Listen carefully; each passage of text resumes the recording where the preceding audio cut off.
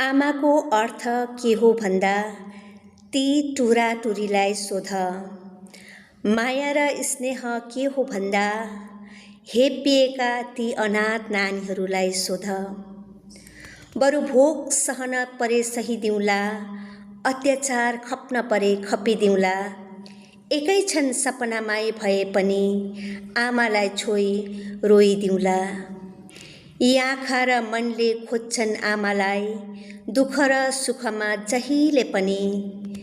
आमा बिनाको ठुलो उपहार पनि महत्त्व नै के हुन्छ पनि। परदेशबाट घरको आँगन पुग्दा कोही छैन आइस भनी सोध्ने त्यहाँ। साँझपख घर पुगे पनि खाएर शान्तिले सुतै भन्ने कोही हुँदैन त्यहाँ। यसैले आमा एकैपल्ट सपनामाई भए पनि आई मसँग बसिदेऊ न। आमा एकैपल्ट भए पनि मसँग आई तिमी रोइदेऊ न।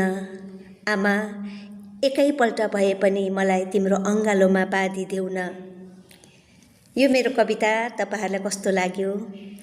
भर्खर सुरु गर्दैछु, प्रतिक्रिया दिनुहोला है। धन्यवाद।